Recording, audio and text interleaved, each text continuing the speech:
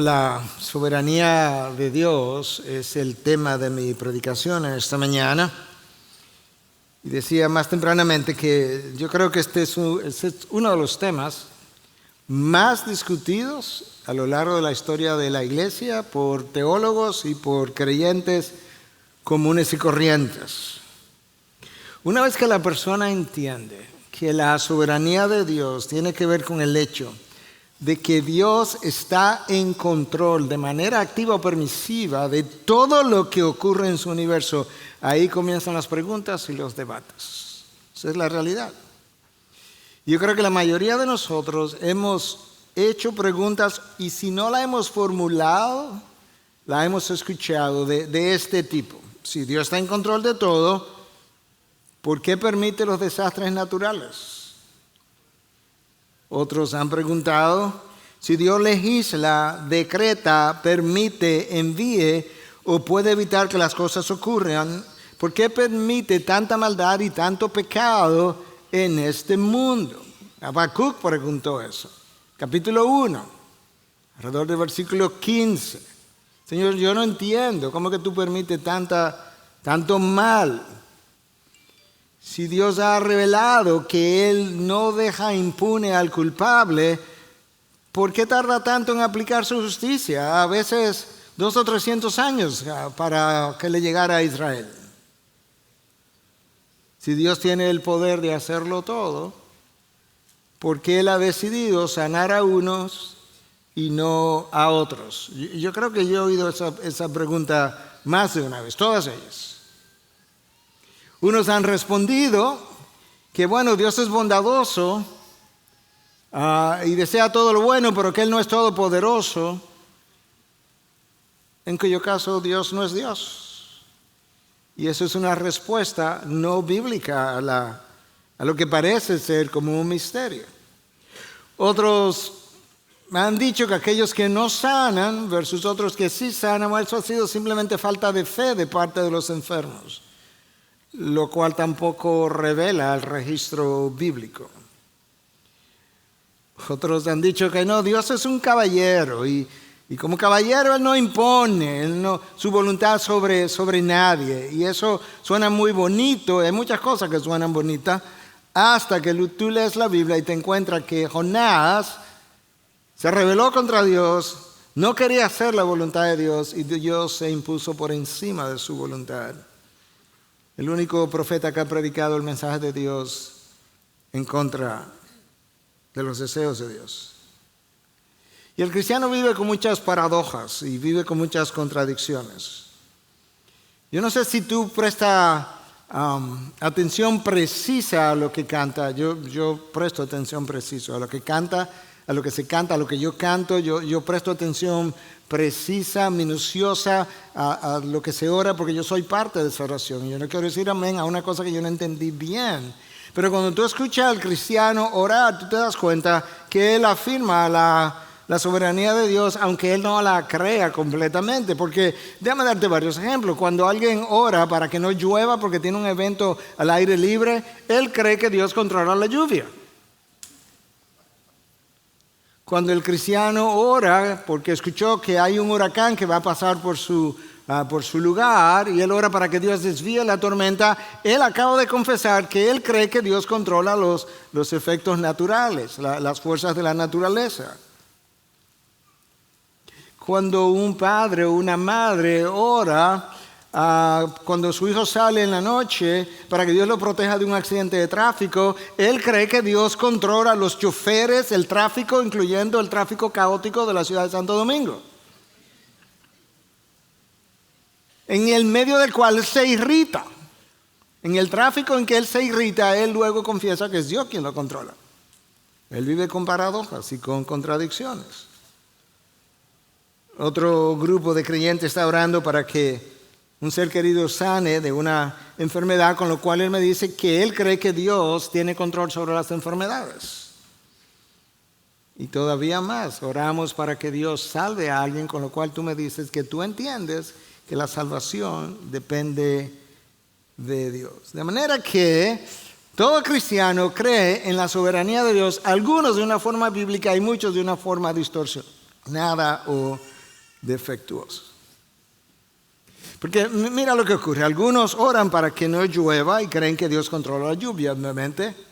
Y tú sabes que eso es exactamente lo que Dios hizo. Dios probó que Él controla la lluvia cuando envió a Elías a decir, aquí no va a llover por 3 años y medio, a pesar de que ustedes tienen otro Dios de la lluvia, vamos a demostrar quién es Dios. Pero resulta que cuando esa persona oró para que no lloviera y llovió, algunos le atribuyen eso a Satanás porque Satanás no quería que Dios se glorificara. De repente Satanás es el soberano que interfirió con los planes de Dios. Pero hasta que no llovió, él pensaba que era Dios que controlaba la lluvia. En otro caso, él oró por el huracán que mencionamos y resulta que el huracán fue desviado, tal cual como él o ellos habían orado, pero resulta que al desviarse pasó por otra región y dejó 500 muertos y de repente Dios no tiene nada que ver con esos muertos. ¿Cómo que no tiene nada que ver con esos muertos? ¿Quién desvió el huracán? Porque el responsable de los muertos es quien haya desviado la tormenta. Cuando el hijo por el cual tú oraste para que no estuviera involucrado en un accidente de carro y resulta que no pasó nada, le da gracias a Dios, pero cuando se accidentó, entonces ahora de repente tú no entiendes a Dios, ni crees que Dios tuvo algo que ver con eso, y rápidamente excusamos a Dios y se lo atribuimos quizás a Satanás o algo similar. Muchos creen en la soberanía de Dios siempre y cuando esa soberanía esté trabajando en su dirección, de acuerdo a sus deseos, de acuerdo a sus propósitos, y no necesariamente conforme a los deseos de Dios. La soberanía de Dios no es una doctrina de la cual se habla mucho hoy, porque como la gente le teme, los predicadores entonces le temen a que la gente deje de creer o puedan salir de sus iglesias, porque eso es una doctrina difícil de entender. No es difícil de entender, es difícil de aceptar de parte del corazón rebelde. No es difícil entender que el Dios que abre su boca y la nada lo crea todo, está en control de ese todo. Esta era una de las doctrinas más proclamadas, más celebradas después del tiempo de la Reforma. Era central, era cardinal. La columna vertebral de la fe cristiana es que Dios es soberano sobre su creación. Esos años fueron los años del Dios grande, del Dios temible, del Dios enorme. Pero en la medida en que el hombre desarrolló su ciencia, él pensó que él podía entender más los fenómenos de la naturaleza, podía controlar algunas cosas como las enfermedades, su imagen se creció, la imagen de Dios fue empequeñecida en su mente y de repente la soberanía de Dios como que comenzó a desaparecer de los púlpitos. Otros le temían a que si proclamaban, o le temen que si proclaman esta doctrina, algunos pudieran llegar a creer como que el hombre no tiene que hacer nada, como que Dios lo hace todo. Y algunos lamentablemente han distorsionado la enseñanza y ahí han llegado. Pero entonces de repente tenemos a un hombre engrandecido y a un Dios que está a expensa del ser humano, al servicio del ser humano y para la gloria del ser humano. Y entre otras cosas, una de las enseñanzas que ha contribuido en nuestros días a disminuir la enseñanza de la soberanía de Dios es la importancia que le hemos dado a Satanás, como si él determinara los eventos de nuestro universo. Recuerda que aún Lutero decía que el diablo es el diablo de Dios. En otras palabras, cuando Satanás obra, él obra bajo el permiso de Dios, con los límites que Dios le impone, y al final, cuando él termina de obrar, ha llenado los propósitos de Dios. Como lo vemos en la cruz de Cristo. Job estaba consciente de eso, que Dios estaba en control. Yo he titulado el mensaje de esta mañana, el Dios soberano sobre todo lo creado. Sobre todo lo creado. Y yo escogí un pasaje de Isaías 46, 3 versículos, por dos razones. En el pasaje breve, Dios declara su soberanía. Él mismo la declara. Y en segundo lugar, Dios muestra que Él controla las acciones aún de los incrédulos. Las controla tanto que Él es capaz de predecir las acciones de incrédulos incluso 100, 200 y 500 años más tarde. Y que tal cual Él lo predijo, tal cual así ocurrió o ocurrirá. Entonces déjame introducirte el pasaje, de qué es que trata. El pueblo judío, el reino del sur, llamado Judá, se había ido al destierro, a Babilonia, al exilio. 70 semanas, 70 años más bien, habían sido decretados, durante los cuales el pueblo estaría en el exilio. Isaías está profetizando 200 años antes, más o menos. Y Dios quiere comunicarle al pueblo, antes de que el exilio incluso ocurriera, mira, cuando esto ocurra, y yo diga que van a estar allá 70 semanas, estas 70 semanas van a terminar mediante un rey cuyo nombre será Ciro, a quien yo voy a usar para dar permiso y que ustedes puedan regresar. 200 años antes. Escucha cómo comienza, este no es mi texto todavía, Isaías 44, 28. El que dice de Ciro, Él es mi pastor y Él cumplirá todos mis deseos. ¿Tú oíste? Ciro vendrá en 200 años. Desde ahora yo te estoy diciendo que por lo que yo voy a hacer a través de Él, estoy llamando mi pastor, y al mismo tiempo quiero que Jerusalén sepa que Jerusalén la van a reedificar cuando regrese el remanente. Y dice de Jerusalén, será reedificada y al templo serán echados tus cimientos. Wow. Eso es Isaías 44, 28, Isaías 45, 1. Así dice el Señor a Ciro, su ungido, a quien he tomado por la diestra para someter ante él naciones y todo lo demás. 200 años antes, Dios llama a Ciro mi ungido, mi pastor, a quien yo voy a usar para que deje regresar a mi pueblo, de manera que Jerusalén será reedificada, como ya leímos. Con ese trasfondo llegamos al capítulo 46. Leímos algo del 44, algo del 45, ahora en el 46. Y eso es lo que Dios dice, versículo 9 al 11. Este es mi texto para el día de hoy. Acuérdense de las cosas anteriores, ya pasadas, porque yo soy Dios y no hay otro. Yo soy Dios y no hay ninguno como yo, que declaro el fin desde el principio y desde la antigüedad lo que no ha sido hecho.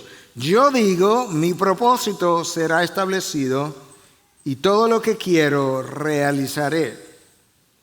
Yo llamo del oriente a un ave de rapiña y de tierra lejana al hombre, ahí está Ciro, de mi propósito. En verdad he hablado y ciertamente haré que suceda. Lo he planeado y así lo haré. Dios comienza recordándole al pueblo de Israel y le dice, yo quiero que ustedes recuerden todo lo que yo hice en el pasado. Yo lo predije y luego lo hice. Cómo los saqué de Egipto, cómo los llevé y los atravesé por el desierto por 40 años, cómo los entré a la tierra prometida, cómo los acompañé en el tiempo de la apostasía que es narrado en el libro de los Jueces, cómo estuve con ustedes en el tiempo del Reino Unido bajo Saúl y David y Salomón, y aún cómo permanecí con ustedes cuando el reino se dividió en reino del norte y reino del sur, y yo profeticé que todo eso va a ocurrir. Recuerda todo eso, porque lo que te estoy diciendo ahora que ocurrirá en 200 años más o menos, como dije, tú puedes tener por seguro que así será, y esa persona que lo hará es mi ungido, mi siervo llamado Ciro. Y Dios dice entonces en ese mismo versículo 9, porque yo soy Dios y no hay ninguno como yo. Dios se declara, como hablamos el domingo pasado, como el Dios incomparable. No hay ninguno como yo. Eso es una idea, es una verdad, una doctrina que es recurrente en la revelación bíblica. Escucha lo que dice Dios en Éxodo 9:14. No hay otro como yo en toda la tierra. Primera de Samuel 2:2. No hay santo como el Señor. Isaías 45:5. Yo soy el Señor y no hay ningún otro. Fuera de mí no hay Dios. Isaías 45:18 repite la misma idea. 45:22, 46:9, Joel 2:27, la misma idea. No hay Dios, fuera de mí no hay otro, no hay ninguno como yo. Y con eso Dios estaba proclamando su soberanía. Y en el texto de hoy, escucha cómo Dios lo hace, versículo 10. Yo soy el Dios, ¿verdad?, que declaro el fin desde el principio. Yo declaro el fin desde el principio y desde la antigüedad lo que todavía no ha sido hecho. Yo soy el Dios que desde la antigüedad te digo lo que va a pasar en 5 días, en 5 meses, en 5 años, en 50 años, en 500 años y que todavía no ha sido hecho. De hecho, las figuras históricas de 50 años más adelante no han nacido ni siquiera, pero yo te estoy diciendo desde ahora lo que ha de ocurrir. Y Dios completa la idea en el versículo 10, dice, yo digo, mi propósito será establecido y todo lo que quiero realizaré. No hay una sola cosa que Dios haya querido que no haya sido realizada. En su voluntad activa, Dios hace que ocurra, y en su voluntad pasiva deja que los hombres pequen, pero al mismo tiempo ocurrieron porque Dios permitió que ocurrieran. Eso es lo que la Confesión de Westminster declara, que Dios de alguna manera, desde toda la eternidad, de manera activa o pasiva, ha decretado todo cuanto ha de acontecer. Las naciones pueden tramar todo lo que quieran a través de sus gobernantes. Al final, la voluntad de Dios prevalecerá. La serpiente derrotó al primer Adán en el jardín del Edén para ser derrotada por el segundo Adán en la cruz. Y eso no fue un plan B, eso fue decretado en la eternidad pasada cuando Cristo, desde antes de la fundación del mundo, se ofreció como el cordero inmolado para derrotar la serpiente en la cruz después de haber ganado una primera batalla en el jardín. Un viernes en la noche, el pueblo crucificó a Cristo y cuando Él murió, derrotó el pecado y derrotó las fuerzas de las tinieblas en su soberanía. Para 3 días después, derrotar la muerte en su resurrección. Y eso fue llevado a cabo, según lo que el libro de los Hechos nos revela, capítulo 4, versículo 27-28, a través de Pilato y Herodes y los gentiles y los judíos, quienes se reunieron en Jerusalén para hacer todo cuanto tu mano había previsto o había organizado previamente que ocurriera. Nada ocurre sin que Dios activa o pasivamente lo esté orquestando. Para Dios ser soberano y hacer ejercicio de su soberanía, Dios tiene que ser omnisciente, y Él lo es. Escucha lo que dice Proverbios 5:21. Pues los caminos del hombre están delante de los ojos del Señor, y Él observa todos sus senderos. Hermanos, tú no has dado un paso que Dios no haya observado. Tú no has llegado a un lugar, tú no has salido de un lugar, incluyendo en el día de hoy. Dios vio cuando saliste, Dios vio cuando entraste a ese lugar, Dios vio cómo atravesaste el salón, dónde te sentaste, porque Dios observa todos nuestros senderos y todos nuestros caminos están delante de los ojos del Señor. Esa es su omnisciencia, eso es parte de lo que le permite ejercer soberanía. Los hombres planifican en contra de Dios y planifican en contra del pueblo de Dios en lo secreto, pero ¿sabe qué? Para Dios lo secreto y lo público es exactamente igual. Nosotros tenemos secretos, pero no para Dios.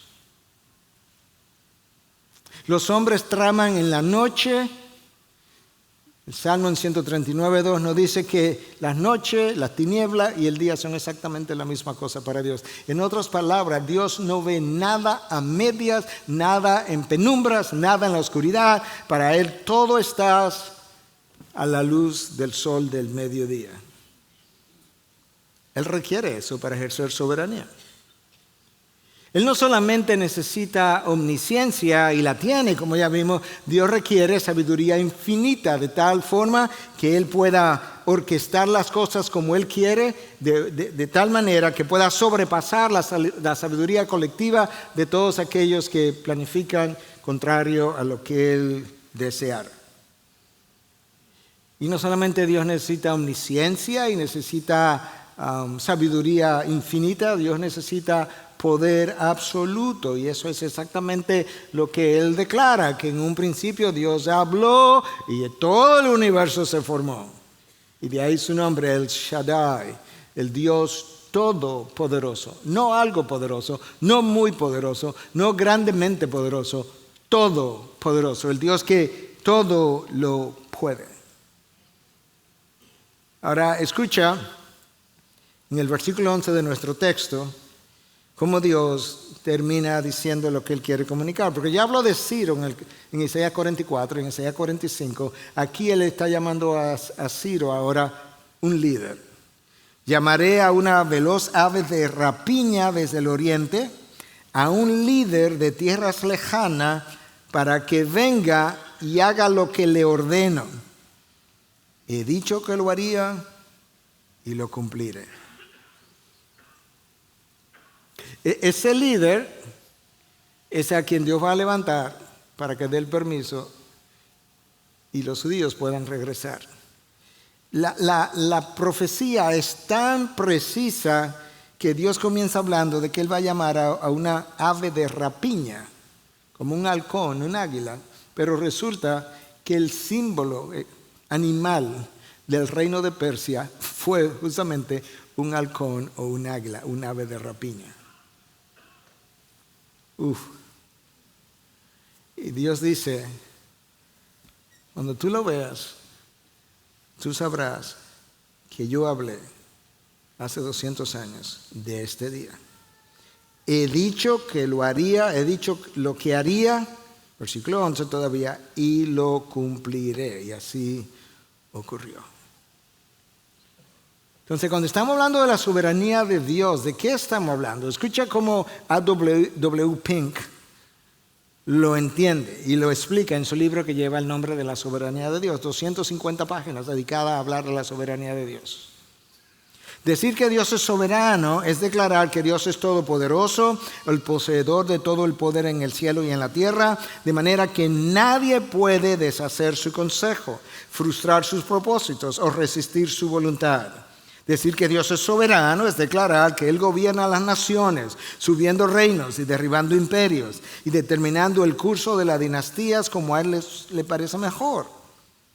Declarar que Dios es soberano es declarar que Él es el único potentado, el Señor de señores y el Rey de reyes. Así es el Dios de la Biblia. Yo creo que la definición nos ayuda a entender de qué hablamos cuando decimos que Dios es soberano. Pero yo creo que más que tener la definición de Pink, sería mejor ver cuál es el veredicto de la palabra, porque la palabra es lo que Dios ha dicho de su soberanía, cómo opera, dónde opera.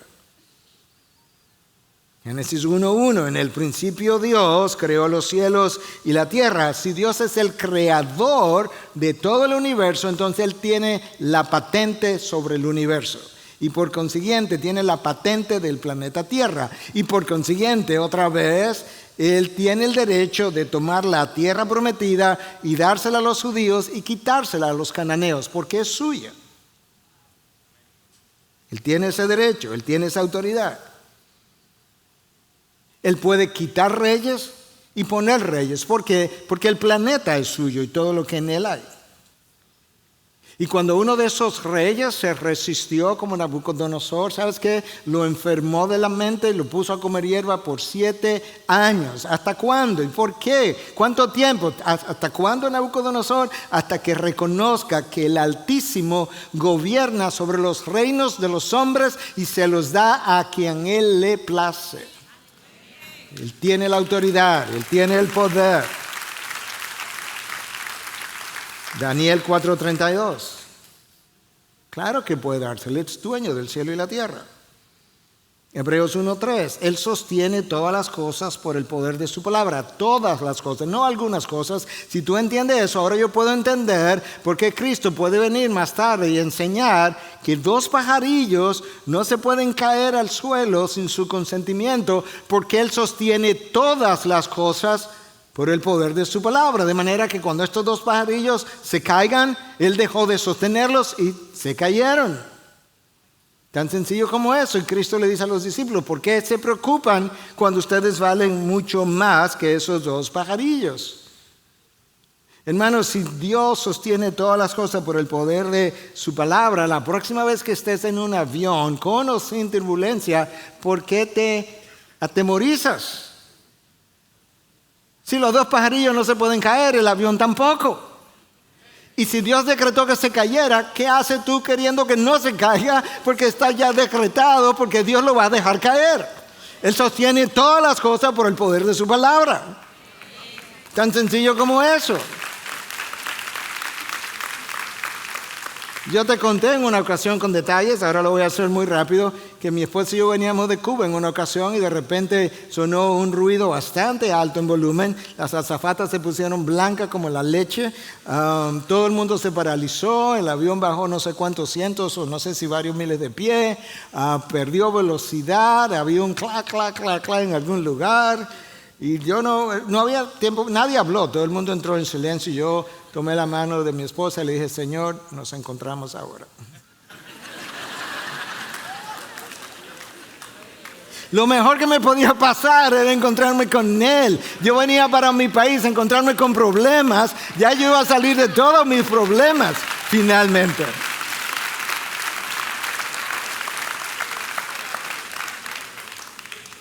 Y si Él sostiene todo por el poder de su palabra, Él entonces podía parar el sol en una ocasión y la luna para darle la victoria a los israelitas, dice Josué 10, del 12 al 13. ¿Tú estás oyendo de qué clase de Dios es que estamos hablando? Efesios 4:6. Dice que Él está por encima de todo y de todos. Con razón el salmista que creyó estas cosas dice, ¿sabe que yo no voy a temer? Aunque caigan 1000 a mi lado y 10,000 a mi diestra. Porque Dios está en control de todo lo que se mueve a mi alrededor. Absolutamente todo. El pastor Reinaldo, que oró más temprano, me mandó un mensaje temprano en la mañana, algo que acostumbramos a hacer entre nosotros. No lo hacemos todos a la vez, pero siempre hay uno que lo hace por otro. Cuando se va a predicar, recordándole algunas cosas y diciéndole que está orando por él. No importa quién esté predicando, siempre hay alguien que recibe el mensaje. Y él me decía que yo siempre le recordaba que no hay malas noticias, porque las malas noticias para el cristiano, si amas a Dios, si has sido llamado conforme a sus propósitos, cooperarán para bien. Son malas en su contenido, serán buenas en sus propósitos. Si Dios está por encima de todo y de todas y de todos, ¿por qué temes a Satanás? Satanás puede andar suelto, pero no fuera de control, recuerda. Satanás necesita pedir permiso. Yo no sé si tú lo crees, pero está claro en la Biblia. Y si no lo crees, recuerda las palabras o la conversación de Cristo con Pedro. Pedro, Simón, Simón, Satanás ha pedido permiso para zarandearlos. Y escucha lo que Cristo no dice. No dice, pero no te preocupes, Pedro, que yo no lo voy a dejar que te zarandee. No, él le dice, pero yo he orado por ti. para que después que te zarandee, eso lo agregué yo, pero ese es el contenido, para que después que te zarandee, tú te regreses y fortalezca a tus hermanos. En otras palabras, yo le he dado permiso a Satanás que te zarandee, porque tú tienes que aprender algunas cosas. Y después que te zarandee, y ahora voy a agregar en buen dominicano, bien zarandeado, yo haré que regreses. Pero él tiene que pedir permiso. Hermanos, si tú estás bajo la sombrilla de Dios, ¿por qué teme a lo que Satanás pueda hacer llover sobre ti? Recuerda que sean tronos, dominio, principado, potestad, de todo están sometidos a Cristo. Y recuerda que yo estoy en Cristo. Si tú eres cristiano, puede ser que no lo sea, quizás lo crea y no lo seas, pero si eres cristiano, ¿verdad? Estás en Cristo. Nada puede llegar a mi vida sin que haya pasado por las manos de Cristo. Pastor, pero y entonces las tentaciones, lo mismo. Si Dios no va a permitir que una tentación que yo no pueda resistir llegue a mí, ahora sí la permitió, es porque yo podía resistirla. Y después que la permitió, Él me dio la puerta por donde salir. Si yo no salí por ahí, ya las consecuencias dependen de mí, no de Él. Isaías 46:10. Ya lo leímos. Yo declaro el fin desde el principio y desde la antigüedad lo que no ha sido hecho. Si Dios conoce el fin desde el principio, ¿qué hago yo preocupándome por el fin? Porque Él no solamente lo conoce, Él lo controla, Él lo orquesta, Él lo define. La preocupación nunca ha ayudado a una sola persona, ha matado a mucha gente, ha controlado a muchos otros. Cuando Cristo vino, Él vino para perdonarme mis pecados, librarme de la culpa, pero vino también para que yo pueda vivir en sus caminos de santidad y no tenga que temer y tener inseguridades y temores.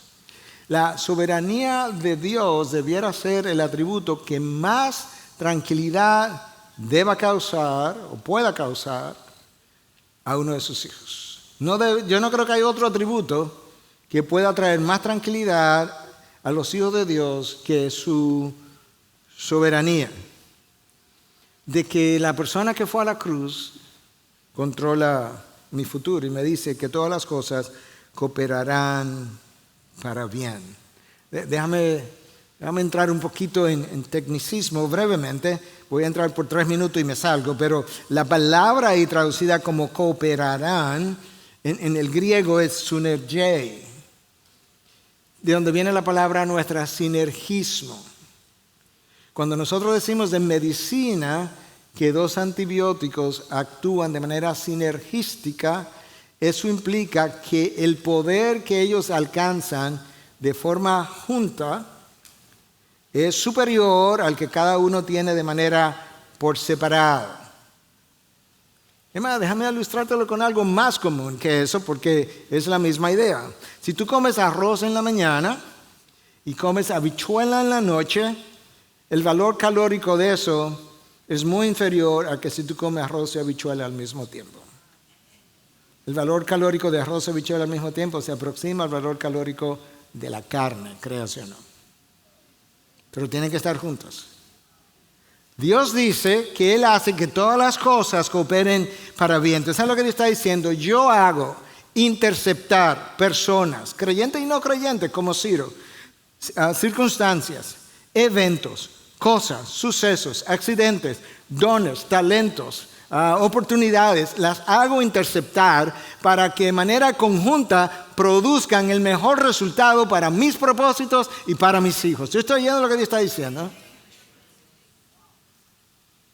O sea, lo que Dios no haya permitido hacer en IBI es el conjunto de personas con dones, talentos, llamados y oportunidades que Dios ha hecho que converjan en un lugar de tal manera que sus propósitos puedan realizarse de la mejor forma posible. Eso es lo que implica cooperarán para bien. Pero como dice en inglés, it gets better, todavía es mejor. Porque la palabra en griego para bien es agathon, que implica lo mejor. Dios va a hacer que todo esto todas estas cosas que mencioné se puedan interceptar para que produzcan el mejor beneficio que Él pueda llevar a cabo a través de la historia humana. Dios tomó la historia de las naciones paganas, seculares, en el pasado, los reinos de Babilonia, Medio Persia, Grecia, Roma, y los interceptó de manera que cuando llegó la plenitud del tiempo, su Hijo vino y se encarnó de mujer bajo la ley y cumplió la ley y lo hizo converger en la cruz. Ese es el Dios soberano. Efesios 1:11. Él obra todas las cosas según el consejo de su voluntad. Como dijimos la semana pasada, Dios nunca le ha pedido consejo a nadie. No se lo ofrezca, que Él no lo quiere ni lo necesita. Dios me recordaba en estos días, yo no te necesito. Y es bueno que me lo recuerde, semanalmente por lo menos. Él obra todas las cosas según el consejo de su voluntad. Si ese es el caso, ¿qué hacemos nosotros tratando de orar para cambiar la voluntad de Dios? Ni Cristo se atrevió a hacer eso. No, Él sabía que si la voluntad de Dios es buena, agradable y perfecta, la mejor oración que Él puede hacer es: Padre, que se haga tu voluntad y no la mía. Hermanos, si la voluntad de Dios es buena, cuando pide para que Dios la cambie de alguna forma, Él está pidiendo que te dé una voluntad mala. Y si la voluntad de Dios es agradable, cuando tú pides para que Dios la cambie, está pidiendo que Dios haga una voluntad que a Él no lo va a glorificar y a ti no te va a bendecir. ¿Eso es lo que tú quieres? Cuando Dios ha realizado en tu pasado, tenemos que personificar esto, cuando Dios ha realizado en tu pasado algo, un evento, un hecho, y tú quisieras cambiarlo, lo que le está diciendo a Dios es que tú tienes una mejor idea de ese hecho o evento del pasado que la que Él tuvo, y tú quisieras que su voluntad perfecta Él la hubiese cambiado a una imperfecta que te iba a llevar por un camino de destrucción y muy inferior al donde tú estás.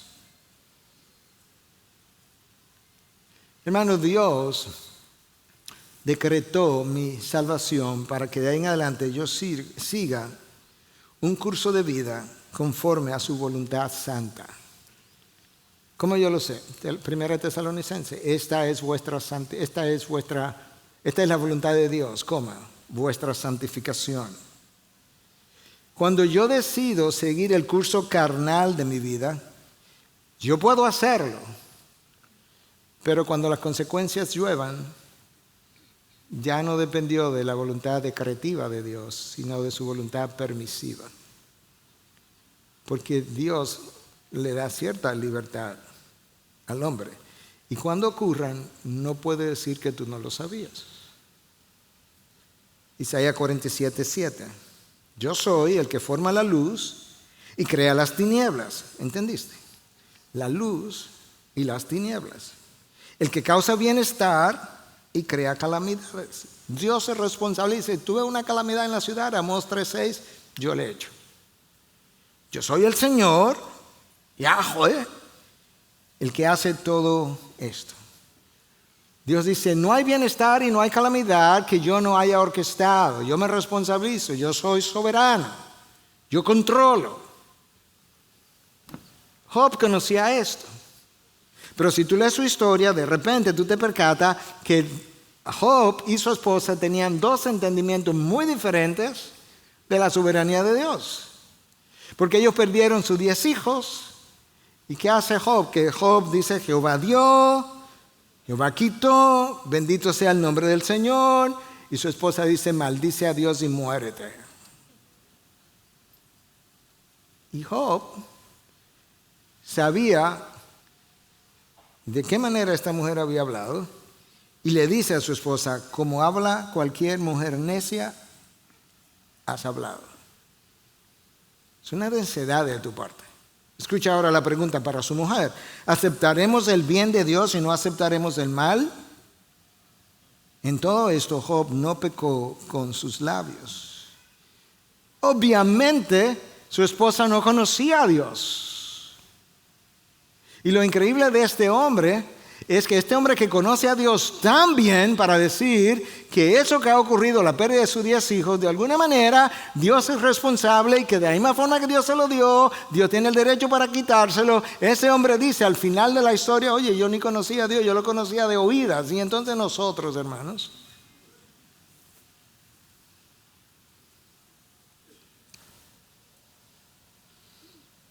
déjame darte un pasaje más.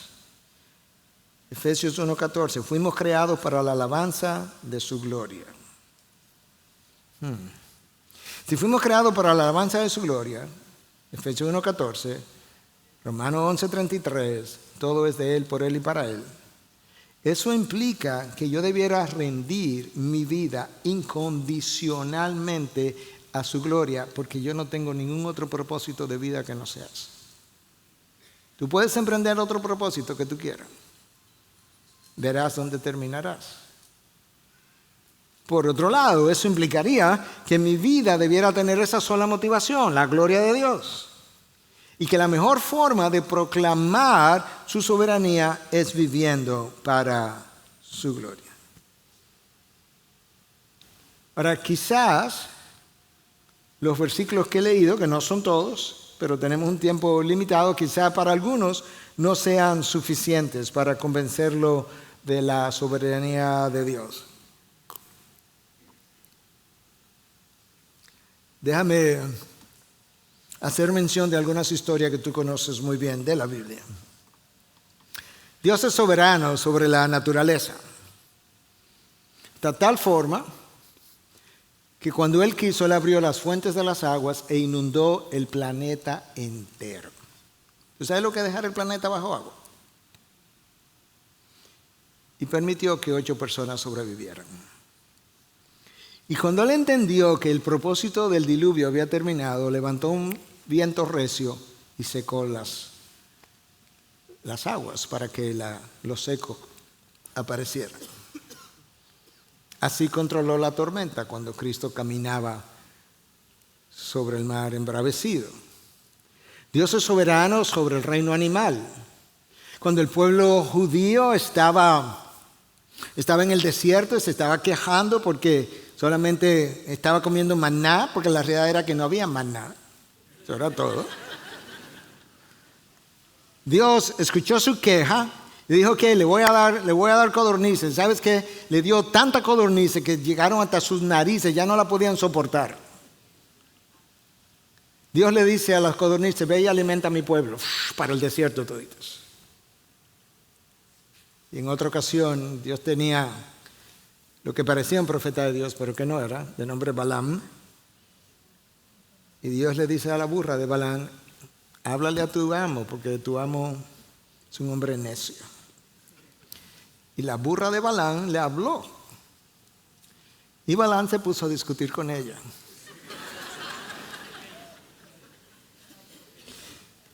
Dios es soberano sobre las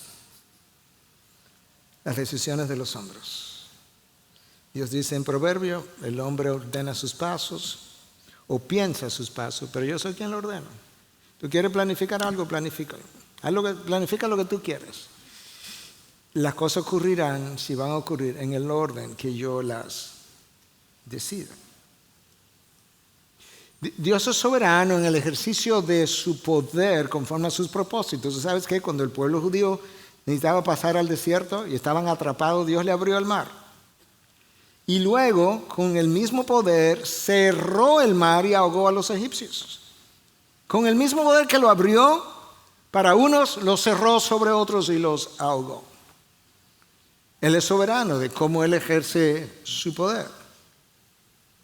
Dios es soberano en el ejercicio de su gracia. Él envía a Cristo al estanque de Bethesda, cientos de enfermos, sanó a uno. Y siguió su camino, como si no hubiera más enfermos. Dios es soberano en el ejercicio de su gracia cuando de elección se trata. Dios eligió a la nación de Israel y no a ninguna otra nación y le dijo claramente que ellos no tenían ninguna razón para haber sido elegidos. Eran el más pequeño de todos los pueblos y no tenían nada de hermoso. Pero Dios dice, porque los elegí, decidí amarlos. Y de Jacob dice, a Jacob yo amé y a Esaú aborrecí, porque yo soy soberano en el ejercicio de mi gracia y de mi elección.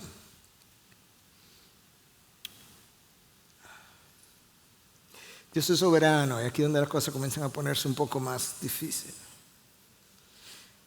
En el ejercicio de la voluntad pecaminosa de los hombres. En el Antiguo Testamento, libro del Génesis, te encuentras un hecho increíble. Abraham no había aprendido algunas cosas de Dios y llegó a Egipto y miente. Abraham no tenía el libro de Proverbios que dice yo aborrezco labios mentirosos, pero él miente. Y le dice al faraón que su esposa era su hermana. Y llegó la noche y Abimelech, pensando que era la hermana de Abraham, estaba a punto de cometer adulterio con ella y Dios se le aparece en un sueño y le dice, ¡ay, no la toques! Esa mujer tiene esposo. Y él va donde Abraham al otro día y lo reprende y dice, ¿por qué me hablaste mentira? Y yo peco contra el Dios de los cielos. Dios intervino y evitó que Abimelech pecara de esa manera. Cuando David pensó en Betsabé, Dios no se lo impidió. No se le apareció en sueño, no le habló y lo dejó pecar. Y luego llovieron las consecuencias sobre su descendencia en gran manera y por muchos años. Más que un misterio, por lo menos en este caso, yo creo que hay algo que salta a la vista. Abimelech no tenía la ley de Dios que Moisés vino a dar después. Abimelech no conocía al Dios de los cielos. Abimelech no era hijo de Dios. David tenía la ley de Moisés. Abimelech no sabía tampoco que esa mujer tenía esposo. David sabía que esta mujer tenía esposo, a quien mandó a matar. Tenía la ley de Dios, era hijo de Dios. Y Dios, en el ejercicio de su voluntad permisiva, como controla las acciones pecaminosas de los hombres, como decía, no evitó a David lo que sí le evitó a Abimelech.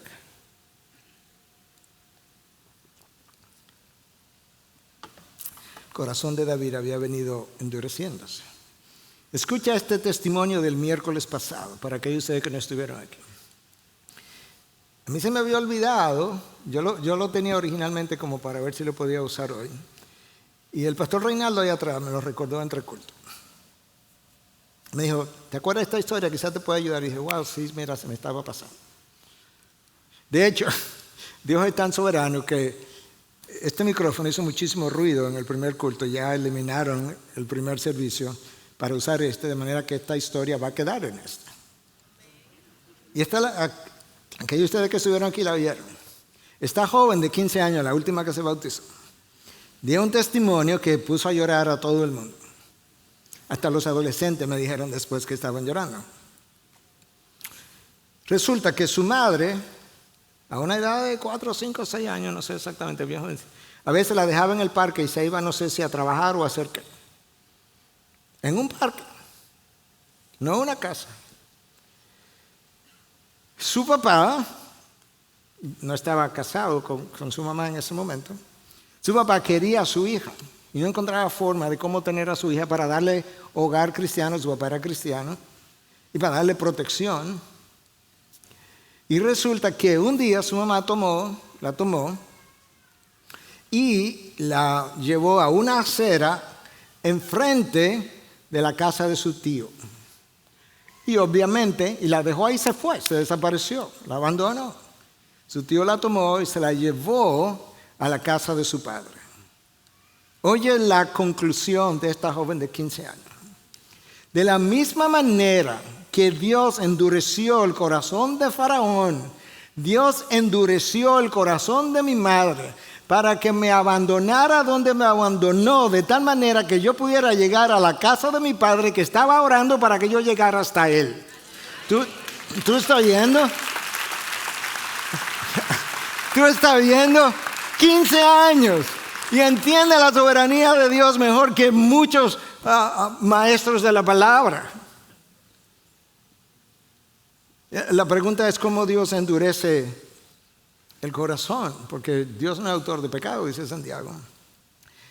No, Dios en su voluntad permisiva permite cosas y tú te vas siendo menos sensible al pecado.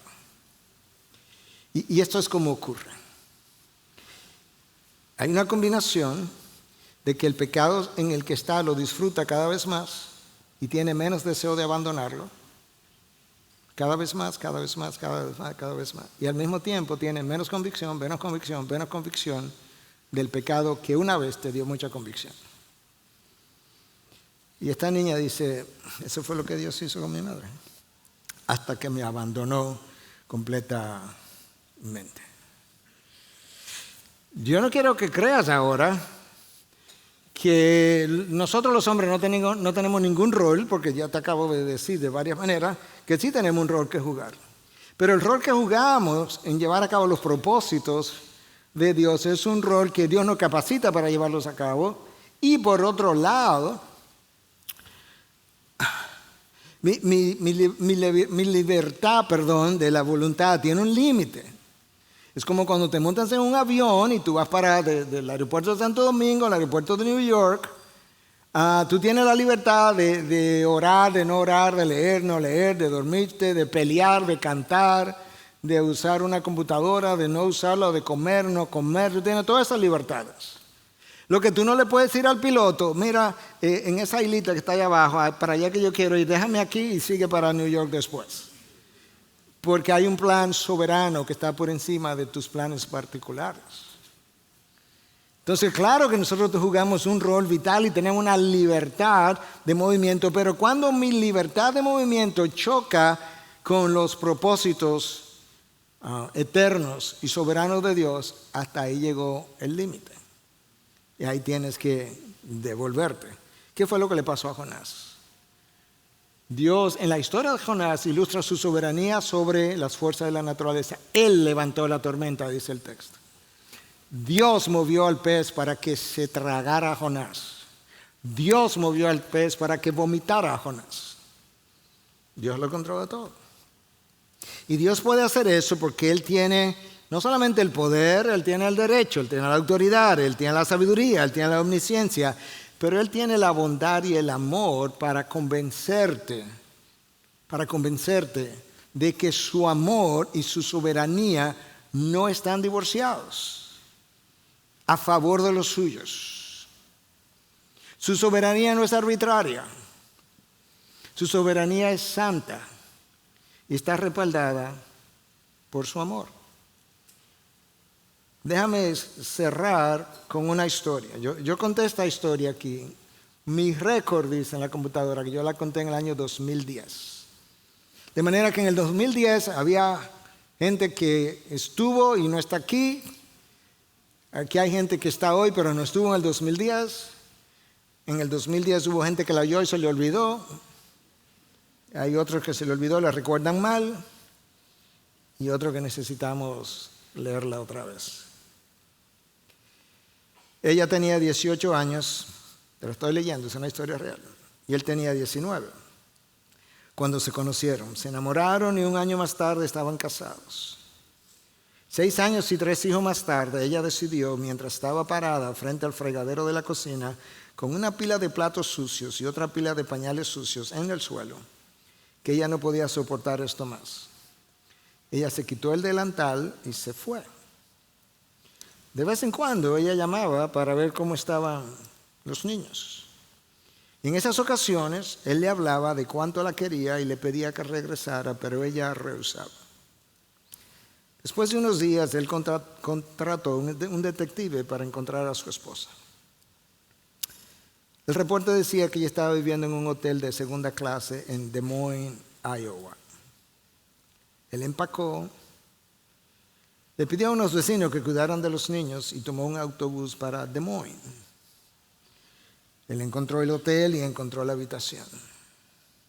Él tocó la puerta con las manos temblorosas porque no sabía qué tipo de recepción tendría. Su esposa abrió la puerta, se quedó parada mirándolo en choque y luego cayó sobre sus brazos. Ella regresó. Más tarde, ya con los niños acostados, él le preguntó, ¿por qué no me dijiste dónde estaba cuando llamabas? Tú sabes que te amo. ¿Por qué no regresabas a casa? Ella respondió, antes tu amor fueron solo palabras. Ahora yo sé cuánto me amas porque viniste. Hermanos, del Dios soberano no solamente te ha hablado de su soberanía y de su control. Él vino. Él se encarnó. Permíteme decirlo, Él se metió en un útero por 9 meses, como si fuera un humano común y corriente. Y tú sabes que cuando Él vino, Él no solamente habló bonito. Cualquiera puede hablar bonito cuando tiene algo que conseguir de la otra persona, cuando tiene algún beneficio que obtener. No, él no solamente habló bonito, Él vino y después que vino, Él actuó bonito, por así decirlo. Él se humilló, Él lavó pies, Él fue a la cruz, Él dio su vida por ti, sin tener ningún beneficio que tú y yo pudiéramos devolverle, con la única intención de darte algo de Él, o mucho de Él, o todo de Él, con la única intención de enriquecerte. ¿Qué te dice eso? Que su soberanía no está divorciada de su amor, porque Él estuvo dispuesto a encarnarse para buscarte, y Él vino y te buscó.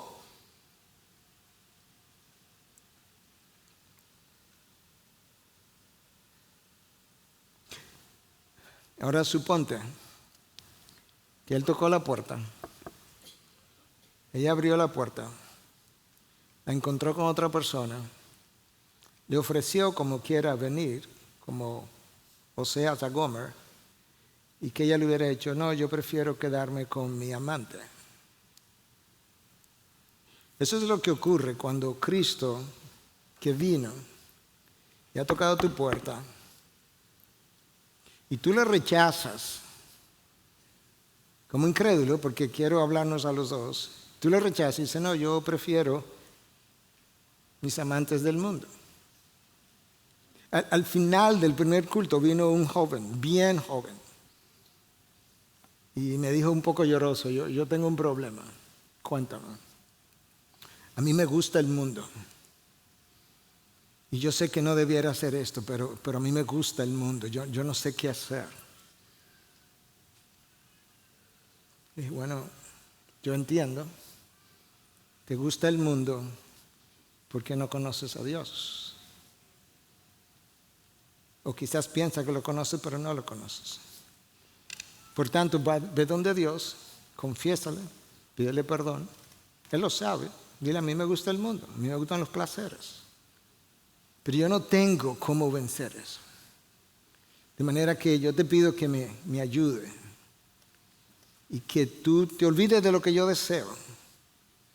Y que tú puedas literalmente perdonar mis pecados en base a la sangre que Cristo derramó, que yo pueda recibir tu perdón y que tú puedas ser Señor de mi vida por encima de lo que yo quisiera hacer. Aprópiate de mí en todo el sentido de la palabra. No pasó un minuto y vino otro joven, un poquito más de más edad. Me contó básicamente la misma cosa y hablamos de lo mismo. Porque si no tienes a Dios, no puedes vencer el pecado. El pecado te vencerá una y otra vez. Pero si Dios está en ti y tú rindes tu voluntad, Él va a ejercer su señorío por arriba de ti, como pasó con Jonás. Ahora con nosotros los cristianos. Hermanos, si eres cristiano y el Espíritu mora en ti, Cristo ha reclamado tu corazón completamente, tu mente y tu voluntad. No a medias, no a veces, no intermitentemente. Y Él se considera Señor de esos tres lugares, por así decirlo: tu mente, tu corazón, tu voluntad. Por eso Él dice: amarás al Señor con toda tu mente, con todo tu corazón, con toda tu alma, con toda tu fuerza, con todo lo que tú eres. Pero cuando yo decido no rendir todo eso a Cristo y solo doy a mis amantes del mundo, en esencia le estoy diciendo: no, gracias, tú puedes volver después. Yo voy a seguir en Des Moines, Iowa, en este hotel por un tiempo. Pero Dios no lo va a recibir. Porque Dios prefiere que seamos fríos o calientes, pero no tibios. Y Dios no usa cualquier lenguaje. Le dice a la iglesia de la Odisea: por eso te vomitaré de mi boca. Hermano, la soberanía de Dios tiene todo que ver con el señorío de Cristo. Todo que ver con el señorío de Cristo. Y nada que ver con los deseos que yo quiero. Que tenemos tentaciones, sí. Que tenemos deseos, sí. Que tenemos cosas que quisiéramos hacer, sí. Eso no va a parar hasta que entremos en gloria. Completamente. Pero que tenemos algún derecho de dedicar una parte de mi mente, de mi corazón, de mi voluntad a otra cosa que no sea Cristo, ese derecho tú no lo tienes, yo no lo tengo. Y Él reclama. Él proclama su soberanía y reclama su señorío. Y si luego sufro las consecuencias, no puede decir que no lo sabía. Padre, gracias.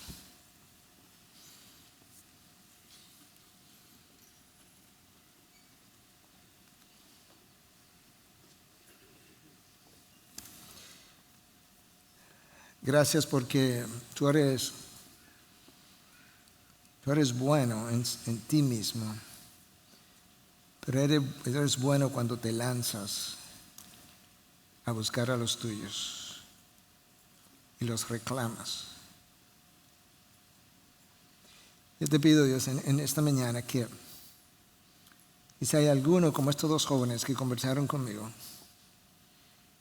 que reconocen que les gusta el mundo y no pueden dejar muchas cosas, y que reconocen que no te conocen, que ellos hoy puedan decirte: Señor, perdóname y dame salvación. Yo sé que quizá yo ni la quiero, pero sabes que, Dios, yo te digo: dame salvación, pon en mí el deseo de quererte a ti. Perdona mis pecados, que son muchos.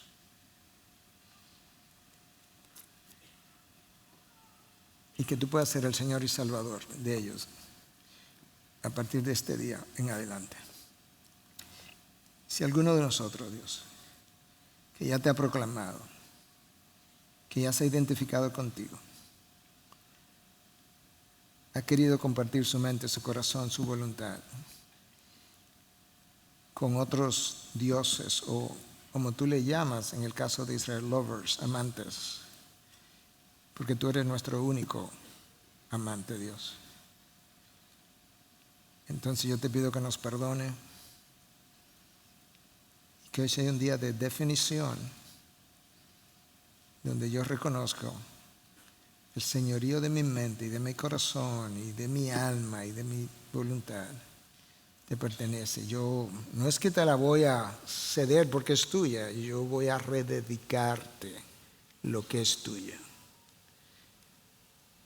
Tú eres mi soberano Salvador, ayúdame a honrar mi soberana salvación.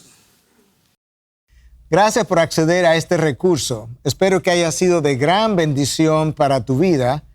Te sugiero que te suscribas a este canal de forma que tú puedas recibir notificación la próxima vez que hayamos subido un nuevo recurso que pueda servirte de instrucción y bendición.